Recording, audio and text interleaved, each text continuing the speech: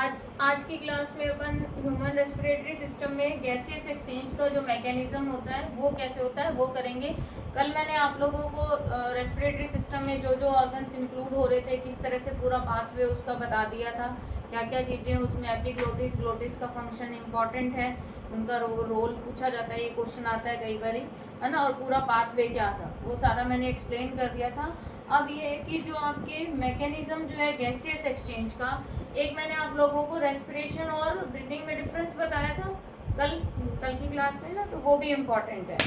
तो अब देखो मैकेनिज्म जो है ना उसमें आपके 3 स्टेप होते हैं। एक तो होता है इनहेलेशन, दूसरा होता है गैसियस एक्सचेंज और तीसरा होता है एक्सहेलेशन। ठीक है, तो गैसियस एक्सचेंज में होता क्या है, क्योंकि हम ह्यूमन बीइंग है तो हम लोग क्या करते हैं, ऑक्सीजन इनटेक करते हैं एटमॉस्फेयर से, और आपके जो रिलीज करते हैं कार्बन डाइऑक्साइड जो होती है वो क्या होती है, रिलीज होती है। ठीक है, तो ये जो कंप्लीट प्रोसेस है इसको हम क्या बोलते हैं, ब्रीदिंग। इनकी ऑक्सीजन को इनटेक करना, कार्बन डाइऑक्साइड को रिलीज करना, तो ये प्रोसेस ब्रीदिंग में आता है। ब्रीदिंग जो है उसमें जो ये ब्रीदिंग का प्रोसेस हो रहा है, ऑक्सीजन को हम ले रहे हैं, कार्बन डाइऑक्साइड को रिलीज कर रहे हैं, तो इसमें क्या होता है आपके रिब केस और डायाफ्राम, इनकी मूवमेंट इन्वॉल्व होती है। मतलब इन दोनों की मूवमेंट होती है जब अपने ये ब्रीदिंग इन और ब्रीदिंग आउट का जो प्रोसेस करते हैं उसके अंदर। रिब केस क्या है, डायाफ्राम क्या है, ये मैंने कल आप लोगों को बताया था। तो अब देखो इसको हम फर्स्ट स्टेप जो है इसका, इसमें है इनहेलेशन बोल सकते हैं इसको, ब्रीथिंग इन भी बोल सकते हैं, ठीक है, या इंस्पायरेशन भी बोल सकते हैं। कुछ भी अगर तीनों में से कोई भी वर्ड आ जाए तो वो एक ही मतलब हो उसका। तो इनहेलेशन का मतलब या ब्रीदिंग इन का मतलब क्या है, phenomena of taking of oxygen इन, कि ऑक्सीजन को लेना। तो ये क्या इन्वॉल्व करता है, phenomena of taking in oxygen, ये ऑक्सीजन को लेना। और जो आपके ब्रीदिंग एक्सहेलेशन या ब्रीदिंग आउट है, या इसको हम एक्सपायरेशन भी बोलते हैं, तो इसका मतलब क्या होता है आपके रिलीज ऑफ या taking out of carbon dioxide. ठीक है, और ये जो है गैसियस एक्सचेंज है, इसमें क्या होता है, ऑक्सीजन और कार्बन डाइऑक्साइड इनका एक्सचेंज होता है, इसका पूरा मैकेनिज्म है आपके। तो गैसियस एक्सचेंज कहाँ होता है, एल्वियोलाई में। बताया था मैंने कि आपके जो ब्रोंकाई है वो फर्दर डिवाइड हो जाती है ब्रोंक्योल्स में, फिर उसके एंड पे एक जो बंच वाली स्ट्रक्चर होती है इस तरह की ये, तो यहाँ पे क्या होता है, रिच ब्लड कैपिलरीज का रिच नेटवर्क होता है, इसी में आपके क्या होता है, गैसियस एक्सचेंज का मैकेनिज्म होता है। ये कल मैंने पूरी स्ट्रक्चर एक्सप्लेन करी थी आप लोगों को। तो देखो फर्स्ट जो है आपके ब्रीदिंग इन का है प्रोसेस, मतलब पूरा जो मैकेनिज्म है गैसियस एक्सचेंज का, उसमें 3 स्टेप है। तो इनहेलेशन, गैसियस एक्सचेंज, एक्सहेलेशन। तो इनहेलेशन यानी कि ब्रीदिंग इन, तो इसमें 2 स्टेप्स होंगे आपके। एक तरह से आप इसको ऐसे याद रखो कि ब्रीदिंग इन में क्या होता है, इस डायग्राम से देखो कि ब्रीदिंग इन में, क्योंकि मैंने पहले ही बता दिया कि ये जो पूरा प्रोसेस है इसमें मूवमेंट किसकी होती है, रिब केस और डायफ्राम, इन दोनों की मूवमेंट होती है। रिब केस क्या होता है ये मैंने बताया था, बोनी स्ट्रक्चर जिससे लंग्स कवर्ड रहते हैं, और डायफ्राम ये मस्कुलर जो स्ट्रक्चर है। ठीक है, तो अब देखो नॉर्मली ये डोम शेप में होता है डायफ्राम। अब क्या होता है इसमें, तो जो ब्रीदिंग इन का जो प्रोसेस है, यानी कि जब हम ऑक्सीजन लेते हैं तो उस टाइम पे क्या होता है, जो रिब केस है वो क्या होती है, कॉन्ट्रैक्ट होती है। उसके कॉन्ट्रैक्ट होने से ये क्या करती है, अपवर्ड एंड आउटवर्ड मूव करती है। ठीक है, ब्रीदिंग इन में क्या होता है, रिब केस जो है वो कॉन्ट्रैक्ट होती है, जैसे जैसे सांस लेते हैं ना, तो रिब केस क्या होती है, कॉन्ट्रैक्ट होती है, अपवर्ड एंड आउटवर्ड मूव होगी। और आपके डायफ्राम जो है वो क्या होता है, डाउनवर्ड मूव करेगा, वो कॉन्ट्रैक्ट होगा और उसकी डाउनवर्ड मूवमेंट होती है। तो इसके कारण होता क्या है, जब आपके रिब केस की मसल्स जो है कॉन्ट्रैक्ट होगी, अपवर्ड एंड आउटवर्ड मूव करेगी, और डायफ्राम जो है ये कॉन्ट्रैक्ट होगा एंड डाउनवर्ड मूव करेगा। तो एक चीज़ ऊपर जा रही है, एक चीज़ नीचे आ रही है, बाहर की तरफ हो रही है, तो उससे क्या हो गया, चेस्ट कैविटी में स्पेस जो है वो इंक्रीज हो जाता है। जब स्पेस इंक्रीज होगा मतलब इन दोनों की मूवमेंट से क्या होगा, स्पेस चेस्ट कैविटी में बढ़ जाएगा। इंक्रीज होने से एयर जो है वो अंदर की तरफ क्या होती है, इनहेल हो जाती है। लंग्स जो है उसको अंदर की तरफ ले लें, ठीक है। तो एयर इनहेल हो जाती है। हो गया क्लियर? ब्रीदिंग इन में क्या होगा, ये मूवमेंट का ही ध्यान रखना है कि ब्रीदिंग इन के कौन से 2 स्टेप है, ब्रीदिंग इन में कौन से 2 स्टेप है या मूवमेंट किस तरह से हो रही है। तो रिब केज क्या होती है, कॉन्ट्रैक्ट होती है, अपवर्ड एंड आउटवर्ड मूव करेगी। डायाफ्राम जो है वो कॉन्ट्रैक्ट होगा, डाउनवर्ड मूव करेगा, जिसके कारण क्या होगा, चेस्ट कैविटी में स्पेस इंक्रीज होता है। चेस्ट कैविटी में स्पेस इंक्रीज होने से क्या होगा, ऑक्सीजन जो है वो आपके क्या हो जाती है, आपके आउटसाइड से मतलब बाहर से अंदर की तरफ फिल हो जाएगी। हो गया? क्लियर हो गया? होता कैसे है ये बताया था मैंने कल कि नोस्ट्रिल के थ्रू आपके क्या करते हैं, नोस्ट्रिल के थ्रू एयर एंटर करती है, फिल्टर होती है, म्यूकस और ये सब इसमें वार्म करते हैं उसको। फिर ये एयर कहाँ जाएगी, नोस्ट्रिल से आपकी कहाँ जाएगी, फेरिंग्स और ट्रैकिया में पास होगी। ट्रैकिया से फिर कहाँ जाएगी, आपके चेस्ट कैविटी लार्जर हो जाती है और आपके डायफ्राम जो है वो फ्लैटन हो जाता है। डायफ्राम ओरिजिनली वो जो होता है डोम शेप में होता है, तो इसमें वो क्या हो जाता है, फ्लैटन हो जाता है आपके, और रिब्स जो है वो ऊपर की तरफ लिफ्ट अप हो जाती है और एयर जो है वो लंग्स के अंदर क्या होती है, सब हो जाएगी, भर जाएगी। हो गया? क्लियर हो गया? फिर उसके बाद जैसे ये हो गया, इनहेलेशन का प्रोसेस हुआ, एयर अंदर गई, ऑक्सीजन अंदर गई, तो ऑक्सीजन अंदर गई, कार्बन डाइऑक्साइड बाहर आएगी, लेकिन उसके बीच में क्या होगा, oxygen and carbon dioxide in दोनों का क्या होगा, एक्सचेंज होगा, तभी तो कार्बन डाइऑक्साइड बाहर आएगी ना, ठीक है। तो अब सेकंड स्टेप इसमें क्या है, गैसियस एक्सचेंज, यानी कि ऑक्सीजन एंड कार्बन डाइऑक्साइड जो है इनका एक्सचेंज कैसे होता है, एल्वियोलाई में, ठीक है। तो उसमें क्या होता है, एल्वियोलाई की स्ट्रक्चर आपको क्लियर है, कोई दिक्कत नहीं है इसमें, ठीक है। तो उसमें क्या होता है, देखो एक्चुअल में एल्वियोलाई में होता क्या है। अब देखो डिफ्यूजन प्रोसेस का आप लोगों ने नाम सुना हुआ है ना। डिफ्यूजन प्रोसेस क्या होता है कि जो मूवमेंट होती है पार्टिकल की from higher concentration to lower concentration,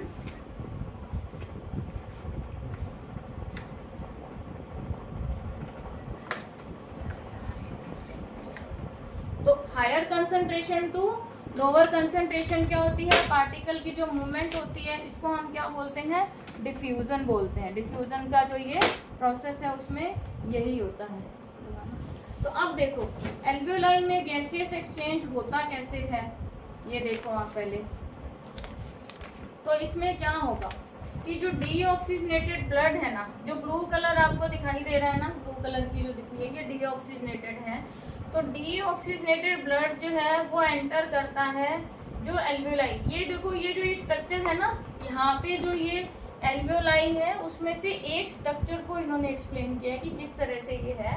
तो ये जो डीऑक्सीजनेटेड ब्लड है ये एंटर करेगा आपके जो ब्लड कैपिलरी एल्वियोलस में मैंने आपको बताया था ब्लड कैपिलरीज का क्या होता है, पूरा नेटवर्क होता है। तो डीऑक्सीजनेटेड का मतलब समझते हो क्या होता है, डीऑक्सीजनेटेड का मतलब होता है जिसमें कार्बन डाइऑक्साइड की कंसंट्रेशन ज़्यादा होती है, और ऑक्सीजनेटेड का मतलब होता है जिसमें ऑक्सीजन की कंसंट्रेशन ज़्यादा होती है, ठीक है।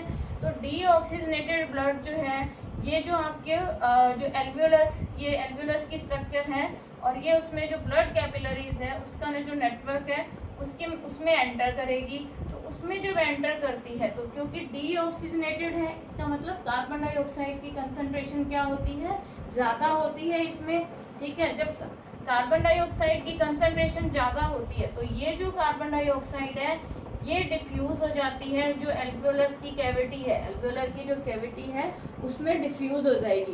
क्योंकि डिफ्यूज़न प्रोसेस जो मैंने इसीलिए आपको बताया था कि किसी की कंसंट्रेशन जहाँ पे ज़्यादा है वहाँ से वो कहाँ जाएगी, लोअर कंसंट्रेशन की तरफ जाएगी, हायर टू लोअर मूव करती है।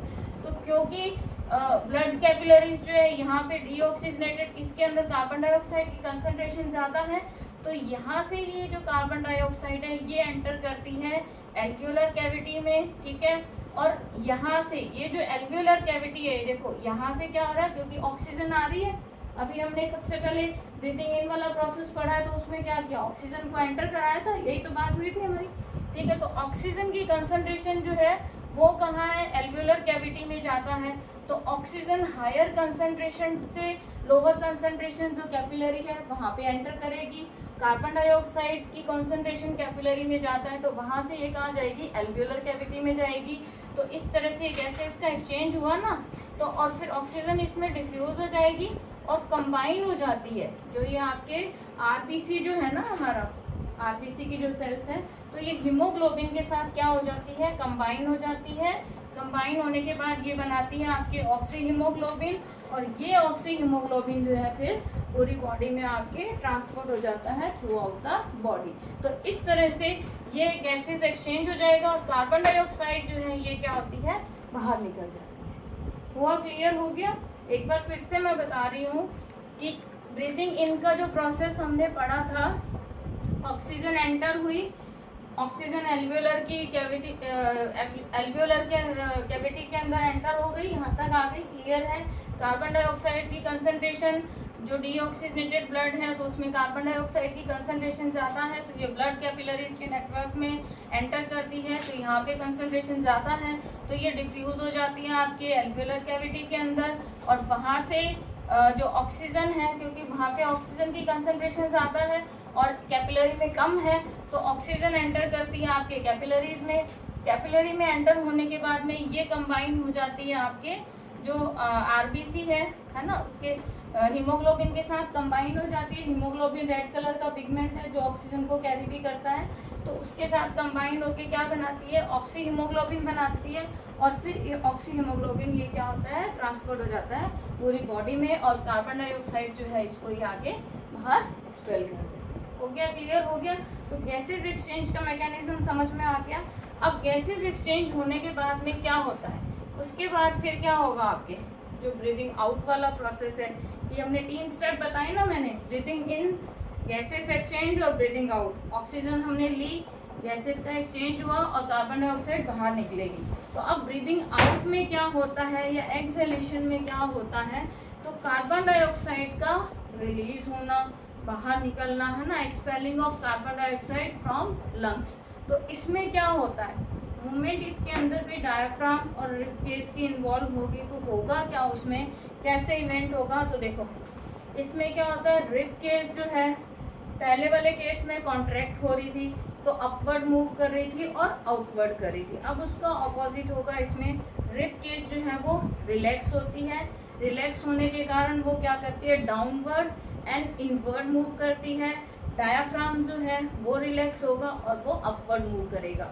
तो जब रिब केस डाउनवर्ड और इनवर्ड मूव करेगी, डायाफ्राम जो है वो अपवर्ड मूव करेगा, रिलैक्स होगा, उससे क्या होगा, चेस्ट कैविटी का जो स्पेस है वो डिक्रीज हो जाएगा। स्पेस डिक्रीज होने के कारण क्या होगा, कार्बन डाइऑक्साइड जो है उसको क्या करते हैं, बाहर एक्सपेल कर देते हैं। हो गया क्लियर? तो जो ब्रीदिंग आपके जो पूरा मैकेनिज्म था गैसेस एक्सचेंज का, उसमें ये तीनों स्टेप इन्वॉल्व होते हैं, इस तरह से होगा। अब इसमें जैसे आपको ये बताया था मैंने, तो इसमें क्वेश्चंस आपके एमसीक्यू के आते हैं कि ब्रीदिंग इन और ब्रीदिंग आउट, इसमें मतलब जो मूवमेंट होती है तो उसका एमसीक्यू में इस तरह से आते हैं कि rib cage move outward, diaphragm flatten, इस तरह से मेरे पास क्वेश्चन हैं। मैं आपको कल की क्लास में या तो दिखाऊंगी, वो मतलब बता दूंगी किस तरह से आता है। बट उसमें एक चीज़ आपको ध्यान रखनी है, डायफ्राम का पूछा जाता है तो डायफ्राम नॉर्मली तो डोम शेप में होता है, लेकिन जब ब्रीदिंग इन का प्रोसेस होता है तो डायफ्राम फ्लैटन हो जाता है। ये उसमें स्पेशली पूछा जाता है, तो डायफ्राम फ्लैटन होगा ब्रीदिंग इन के प्रोसेस में, ये चीज़ ध्यान रखना। ठीक है, तो ये इसी के ऑप्शन बन के आते हैं, diaphragm flatten, rib cage move upward, इस तरह से ऑप्शंस इनके आते हैं। क्वेश्चन में बता दूँ, तो ये हो गया। उसके बाद में आता है आपके, हाँ ये प्रोसेस इन्वॉल्व हो गया।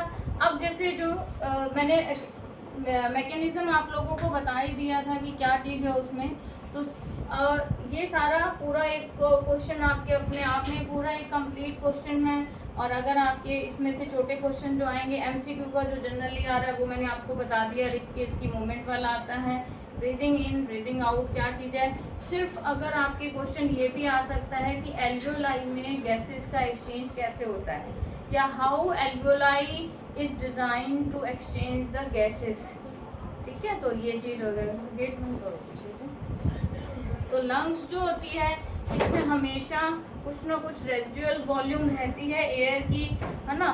तो आपको क्या था, जिससे क्या होता है सफिशिएंट टाइम मिल जाता है उनको oxygen and carbon oxygen absorb करने के लिए, कार्बन डाइऑक्साइड को रिलीज करने के लिए, तो कुछ इसमें वॉल्यूम रहती है।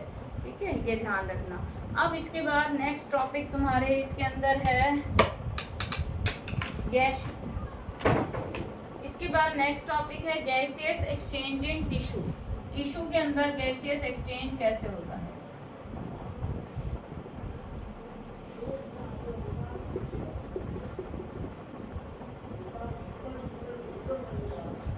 गैसियस एक्सचेंज इन टिश्यू, तो इसमें 3 पॉइंट आपको याद रखना है कि जैसे रेस्पिरेशन के प्रोसेस में क्या होता है।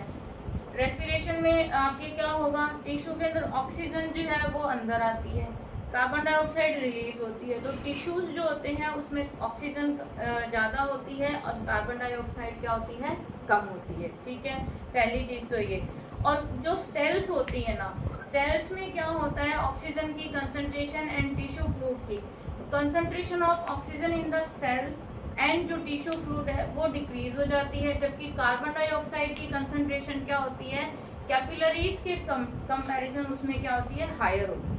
ठीक है, तो फिर क्या होता है, जो ऑक्सीजन कंबाइन हुई थी, जो मैंने आपको बताया था कि ऑक्सीजन जो है वो हीमोग्लोबिन के साथ कंबाइन हो जाती है, ऑक्सी हीमोग्लोबिन बनाती है। तो ऑक्सी हीमोग्लोबिन जो होता है वो क्या होता है, ब्रेक डाउन हो जाएगा। उसके ब्रेक होने से ऑक्सीजन रिलीज होती है, डिफ्यूज हो जाएगी वो कैपिलरीज से टिश्यू फ्लूइड के अंदर, और फिर आपके ईच एंड एवरी सेल में पहुंच जाती है। तो इस तरह से आपके टिश्यू के अंदर भी गैसेस एक्सचेंज हो जाता है। ये इसका मतलब रेस्पिरेशन का टॉपिक कंप्लीट हो गया। इसमें अब कुछ 1-2 पॉइंट्स और हैं जो इसके क्वेश्चन हैं। एक तो मैंने आपको बता दिया एमसीक्यू में ऑलमोस्ट हर बार ये क्वेश्चन 2-3 साल से आ ही रहा है आपके, जो रिपकेज की मूवमेंट वाला है वो। फिर आपके how alveoli is design to exchange gases, इस तरह से क्वेश्चन आ जाता है। इसमें अगर आपके स्टेप आता है या मैकेनिज्म आता है गैसेस एक्सचेंज का, तो ये तीनों मैकेनिज्म लिखने हैं उसमें, ब्रीथिंग इन, फिर एक्सचेंज और फिर ब्रीथिंग आउट, ये हो गया। फिर इसके बाद गैसेस एक्सचेंज टिश्यू में, फिर कुछ टेरेस्ट्रियल ऑर्गेनिजम्स जो हैं उनके अंदर गैसेस का एक्सचेंज कैसे होता है, उसका कोई वैसे मैकेनिज्म नहीं है, लेकिन आपको याद रखना है कि किस तरह से कौन कौन से उसमें इन्वॉल्वमेंट होती है पार्ट की।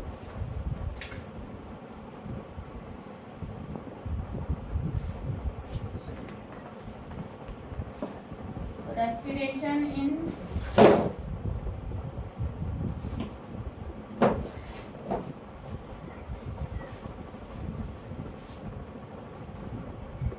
टेरेस्ट्रियल ऑर्गेनिज्म, ये आपके एमसीक्यू के अकॉर्डिंग क्वेश्चन आ सकता है। तो कौन कौन से एनिमल्स हैं और उनमें होता किस किस से, रेस्पिरेटरी सर्फ,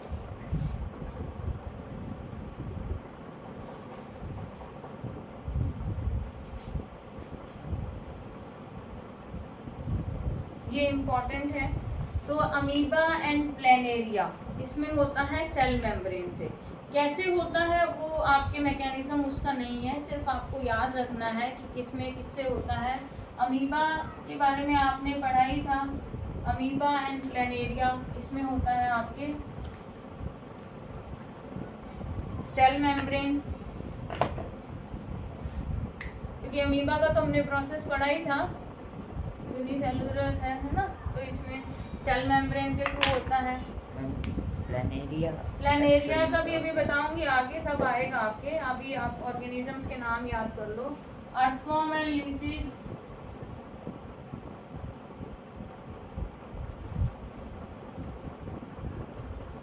इसमें होता है आपके मॉइस्ट स्किन से। ठीक है, अर्थवर्म में और इसमें होता है मॉइस्ट स्किन। इम्पॉर्टेंट है ये जो मैं बता रही हूँ। फिश है, टैडपोल है, ठीक है, इनके अंदर होता है आपके गिल्स।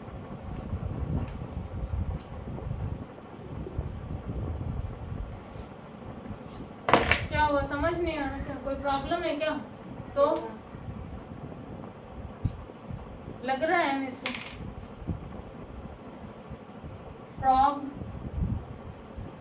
फ्रॉग में होता है आपके मॉइस्ट स्किन से और लंग्स से।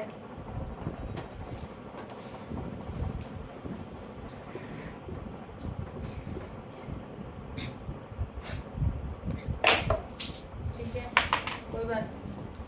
फिर है आपके ग्रास हॉपर है, मॉस्किटो है, हाउस फ्लाई, मॉस्किटो। इसमें होता है स्पाइरेकल, एयर ट्यूब। नाम याद रखने हैं आप लोगों को इनके। मैम ये मॉस्किटोज वगैरह एनिमल्स में आते हैं? हाँ, इसी में ही लिखेंगे इसको। ऑर्गेनिज्म, टेरेस्ट्रियल ऑर्गेनिज्म के अंदर हमने इनको कैटेगराइज कर दिया ना। स्पाइरेकल्स एंड एयर ट्यूब्स होती है इसमें, इनके थ्रू होता है। बर्ड्स हैं, लिजर्ड्स हैं, टेरेस्ट्रियल जो दूसरे एनिमल्स हैं, बर्ड्स हो गए, लिजर्ड है या टेरेस्ट्रियल जो भी ऑर्गेनिजम्स हैं, तो इनके अंदर आपके आता है, इनमें होता है लंग्स के थ्रू। तो ये सारे आपको नाम याद रखने हैं, इनमें कैसे मैकेनिज्म है। तो जो हमारे सिलेबस में था वो मैंने आपको बता दिया। बाकी सबके आपको ये रखने हैं नाम, और किस में किससे होता है, ये MCQ के लिए इम्पोर्टेंट टॉपिक है। बहुत बार इनमें से क्वेश्चन पूछा जाता है। Amoeba, planaria, cell membrane, earthworm, leeches, moist skin, fish, tadpole, prawn, ये सारे जो है इसमें गिल से। फ्रॉग है, moist skin, lungs, grasshopper, और आपके हाउस फ्लाई है, मॉस्किटो है, इसमें स्पाइरेकल से है ना। टैडपोल आपको पता ही है, फ्रॉग के अंदर जो मेटामॉर्फोसिस का प्रोसेस होता है तो उसमें कई स्टेजेस होती है। तो टैडपोल वाली स्टेज जब होगी तब गिल से होगा। फ्रॉग में मॉइस्ट स्किन और लंग्स दोनों से हो सकता है। बर्ड, लिजर्ड, दूसरे जो टेरेस्ट्रियल ऑर्गेनिज्म है उनमें लंग से होता है। तो इसके साथ रेस्पिरेशन का टॉपिक जो है अपना कंप्लीट हो गया है। नेक्स्ट क्लास में अपन सर्कुलेटरी सिस्टम का टॉपिक डिस्कस करेंगे। उससे पहले मंडे को तुम्हारा टेस्ट भी होगा। Thank you.